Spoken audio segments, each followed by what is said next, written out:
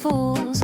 Got that fire inside, we're rising up to shine. This is our time, yeah, we're feeling so divine. Oh, we're thriving, we'll be thriving, bold and free. Women owning midlife, just you wait and see. Dance through the changes with a heart so strong. This is our anthem, come and sing along. Hello, my friends, and welcome back to Not Your Mother's Midlife. I am your host, Johanna, and today we are talking about something that I think is going to make a lot of sense to a lot of you, especially if you've ever sat across from a doctor being told your labs look just fine and driven home feeling like you've just imagined the whole thing. I'm sharing a conversation from the Everyday Wellness podcast. Cynthia Thurlow sitting down with Dr. Julia Haffner.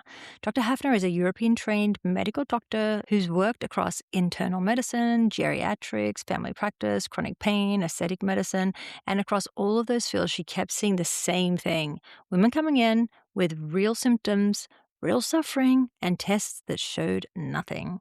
The pattern is what sent her in a different direction. And the conversation she has with Cynthia is one of the more interesting ones I've come across on the subject of where stress actually lives in the body and what that has to do with how we feel in perimenopause and menopause. The first thing she talks about is the connection between postpartum and perimenopause, which is something I hadn't heard framed quite this way before. Both involve a significant drop in estrogen, and a lot of the symptoms that show up in each, the anxiety, the sleep disruption, the feeling of being somehow not yourself, are driven by the same underlying hormonal shift.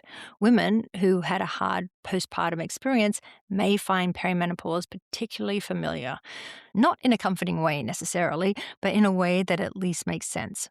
Then she gets into fascia. Not facial, fascia, spelled F-A-S-C-I-A.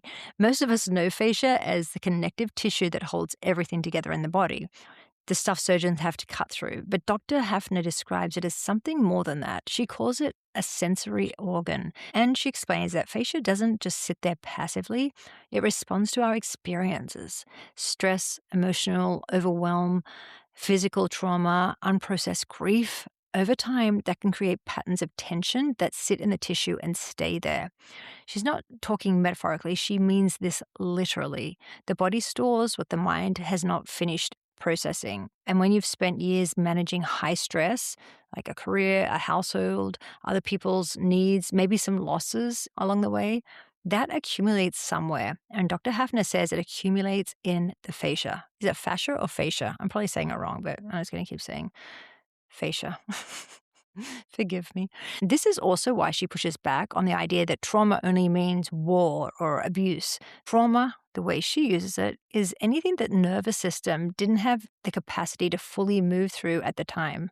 That covers a lot of territory for most women. The estrogen connection matters here too. I feel like you're going to take a shot every time I say estrogen. Throughout when I started this podcast up until now, we take a shot.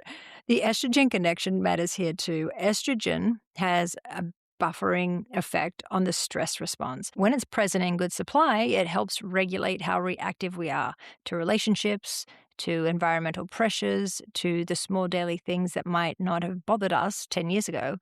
As estrogen declines in perimenopause, that buffer goes with it. Women often describe becoming more sensitive, more easily overwhelmed, quicker to feel the impact of things. And Dr. Haffner says that's not a personality change, it's the nervous system operating with less hormonal cushioning than it used to have. She also covers adrenal health, which becomes particularly relevant when you've been running on cortisol for years and then hit perimenopause on top of it. The adrenals are already working harder than they should be, and the ovaries start stepping back. There's not a lot of reserve left, which is one reason perimenopause can feel so much heavier than the sum of its parts. On to lifestyle. Her approach is gentler than what a lot of women have been told. She talks about the value of lower intensity movement during this period. And we've talked about that in my previous episodes too. Not because you should stop challenging yourself, but because high-intensity exercise raises cortisol. And if your cortisol is already dysregulated, that's not helpful. The nervous system needs support, not more loading onto it. She also talks about social media and scrolling, which she describes as a source of low-grade, constant stress on the body. I think we can all agree.